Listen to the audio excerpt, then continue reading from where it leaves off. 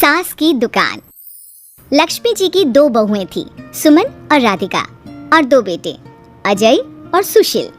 लेकिन लक्ष्मी जी के बहू बेटे उनको अपने साथ रखने को तैयार नहीं थे। बहुओं के तेज स्वभाव के चलते लक्ष्मी जी को अपना ही घर छोड़कर एक किराए की कोठरी में रहना पड़ रहा था। कुछ दिनों से उनके बेटों ने उन्हें पैसे देना भी बंद कर दिया था। ऐसी स्थिति में लक्ष्मी जी ने अपनी जमा पूंजी से एक छोटी सी दुकान खोली। एक दिन शाम के वक्त, अजय सुनते हो, तुम्हारी माँ ने दुकान खोली है। दुकान अब इस उम्र में दुकान पर बैठेगी वो। अब क्या किया जा सकता है, माँ की तो बुद्धि सठिया गई है। मोहल्ले में मजाक बनाएंगे सब हमारा। अरे जेठ जी, इसमें परेशानी क्या है अगर सासू माँ ने दुकान खोली है? हाँ, राधिका ठीक तो कह रही है। अपनी दुकान पर बैठी रहेगी, कम से कम हमें परेशान तो नहीं करेंगी। हाँ, वैसे बात तो ठीक है। खुद के दो पैसे कमाएंगी तो कभी कभार हमें जो खर्चा देना पड़ता है ना, वो भी देने से बच जाएंगे हम लोग। फिर किस बात की परेशानी, खोलने दो माँ को दुकान, हमें क्या। वैसे भी अपनी कोठरी में चुपचाप रह रही है ना, चाहे दुकान खोले या मॉल बनाए, हमें उससे क्या लेना देना। अगले दिन सुमन अपनी सास की दुकान पर पहुंचती है। सासू माँ, आपकी दुकान में शक्कर है क्या? शक्कर जरा 1 किलो दे दीजिएगा। हाँ हाँ बहू, है ना, लो बेटा। 1 किलो क्यों, 2 किलो ले जाओ। सोच लो सासू माँ, घाटा हो जाएगा आपको। पैसे नहीं देने वाली मैं। देखो सुमन, ये मेरी दुकान है और यहाँ पर जो भी कोई सामान खरीदने आता है उसे पैसे तो देने ही पड़ते हैं। अरे सासू माँ, ऐसा क्यों करी आप? अरे देखो ना, घर पर आपका बेटा और पोते पोती दूध में शक्कर डालने के लिए कब से इंतजार कर रहे हैं। जरा उनके बारे में तो सोचिए। अरे ऐसी बात है क्या? अब मुझे नहीं पता था।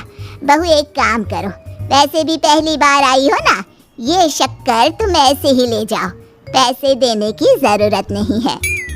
अगले दिन राधिका भी अपनी सास की दुकान पर पहुंचती है। प्रणाम सासू माँ, कैसी चल रही है आपकी दुकान?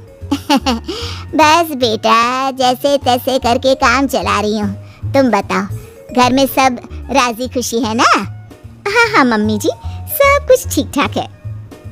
बताओ राधिका बहू, कैसे आना हुआ? कुछ काम था क्या? वो ना मम्मी जी, मुझे जरा 5 किलो आटा चाहिए था। मेरे पैर में ना बहुत दर्द है, इसलिए बाजार तक जाने में ना तकलीफ हो रही थी। घर पर बच्चे भूखे बैठे हैं, सोचा आपसे ही ले लेती हूँ। हाँ हाँ, क्यों नहीं बेटा, ये लो 5 किलो आटा ले जाओ। हाँ, लेकिन मम्मी जी, आपने जिठानी जी को शक्कर फ्री में दी थी, तो मुझसे भी पैसे तो नहीं लेंगी ना? हाँ, अच्छा ठीक है बेटा, कोई बात नहीं, तुम ऐसे ही ले जाओ, बच्चों से क्या पैसे लेना। कुछ दिनों के बाद लक्ष्मी का बेटा अजय दुकान पर पहुंचता है। कैसी हो माँ, दुकान तो अच्छी चल रही है ना तुम्हारी? सब मोहल्ले वाले तारीफ करते रहते हैं। अब क्या करूं बेटा, तुमने तो मुझे सहारा दिया नहीं, गरीब माँ को घर से बाहर निकाल दिया। कुछ तो करना पड़ेगा ना अपना पेट पालने के लिए। वो माँ ना बहुओं की बहुत चिक चिक रहती थी। अब देखो कितनी अच्छी जिंदगी है तुम्हारी, खुद कमाती हो, खुद खर्च करती हो, इससे अच्छी भला कोई जिंदगी हो सकती है क्या? हाँ बेटा, दिल को बहलाने के लिए तुम्हारी ये बात भी सही है, लेकिन कोई बात नहीं बेटा, मैं खुश हूँ। अच्छा माँ, मैं क्या कह रहा था, जरा 500 उधार तो दे देना। कमाल की बात है बेटा, तुम मुझसे पैसे उधार मांग रहे हो। तुम्हारे पास पैसों की क्या कमी है?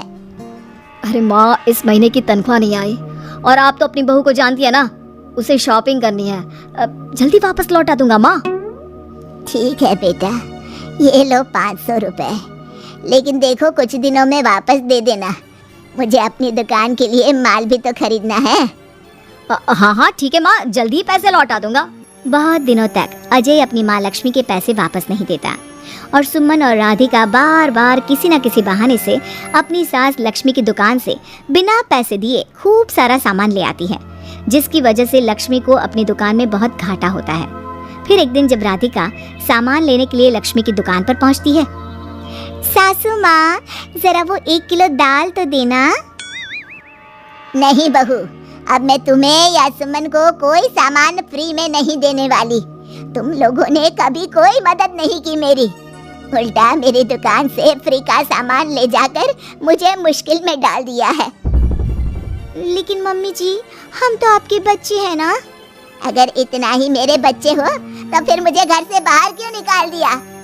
देख बहू, अब मैं तुम्हें 1 रुपए का सामान भी फ्री में नहीं दूंगी। और जाकर सुमन को भी कह देना, आए दिन तुम्हारा पति मुझसे उधार ले जाता है और वापस भी नहीं लौटाता।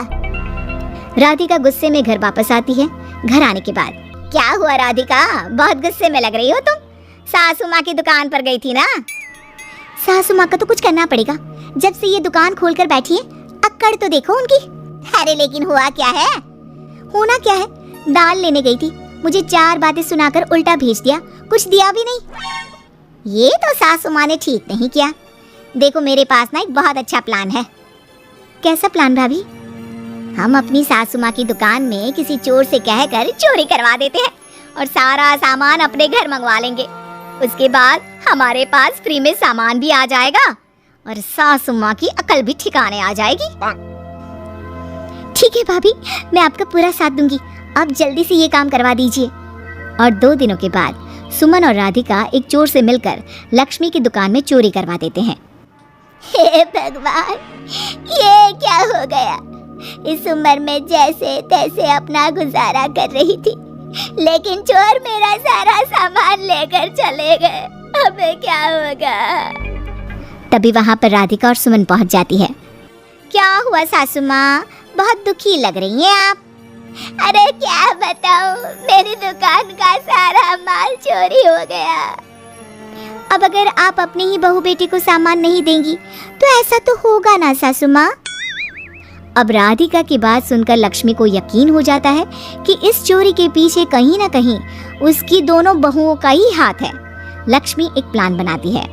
पैसे उधार लेकर अपनी दुकान में फिर से खूब सारा सामान ले आती है। अरे भाभी, देखा आपने, सासू माँ की दुकान तो फिर से सामान से भर गई है। हाँ वही तो, मैं तो सोच रही थी कि एक बार में उनकी अकल ठिकाने आ जाएगी, पर लगता है फिर से कुछ करना पड़ेगा। लेकिन अब हम क्या कर सकते हैं? अरे वही जो हमने पहले किया था। इसका मतलब फिर से चोरी करवाएंगे? हाँ, उसके बिना हमारा काम कैसे चलेगा? और इस बार चोरी करने हम दोनों चलेंगे, कुछ नहीं छोड़ेंगे उनकी दुकान में। सुमन और राधिका दोनों मिलकर लक्ष्मी की दुकान में चोरी कर लेती हैं और सारा सामान चुपचाप अपने घर के स्टोर में लाकर रख देते हैं। लेकिन सुबह होते ही लक्ष्मी पुलिस लेकर सुमन और राधिका के घर पहुंच जाती है। इंस्पेक्टर साहब, मेरी इन दोनों बहुओं ने ही घर में चोरी की है। अरे ना ना इंस्पेक्टर साहब, ये हम पर झूठा इल्जाम लगा रही हैं। अरे हम क्यों इनकी दुकान में चोरी करने लगे? माँ, आपको शर्म नहीं आती अपनी बहू पर झूठा इल्जाम लगाते हुए?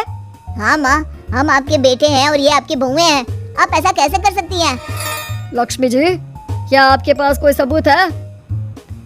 अरे इंस्पेक्टर साहब, आप इनकी बातों में मत आइए। ये हमारी माँ है और इनकी दिमागी हालत ठीक नहीं है, इसीलिए तो हमसे अलग रहती हैं।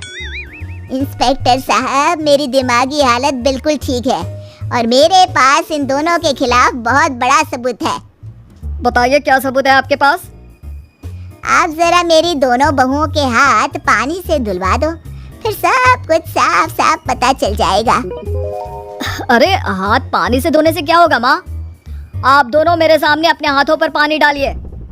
जैसे ही राधिका और सुमन अपने हाथ पानी में डालती हैं, उनके हाथों का रंग लाल हो जाता है और ये देखकर सब लोग हैरान रह जाते हैं। अरे ये क्या, तुम्हारे हाथों का रंग अचानक से लाल कैसे हो गया? क्योंकि मैंने अपनी दुकान के सारे सामान पर एक तरह का केमिकल लगा कर रखा था। मुझे पता था जो भी चोरी करने आएगा वो सामान को अपने हाथों से उठाएगा और उसके हाथों पर रंग लग जाएगा। अरे माँ, आप तो बहुत चालाक निकली। इसे चालाक नहीं बेटा, बुद्धिमान कहते हैं। और जिसके तुम्हारे जैसे बहू बेटे हो, उसे थोड़ा बहुत तो अपनी अकल से काम लेना ही पड़ता है ना। शर्म नहीं आती आप लोगों को अपनी ही माँ को परेशान करते हुए? हमें माफ कर दीजिए सासू माँ, हम आइंदा ऐसी गलती कभी नहीं करेंगे। और हाँ, आपको अपने साथ रखेंगे, आपकी सेवा करेंगे और पूरी इज्जत भी देंगे। हमें माफ कर दीजिए।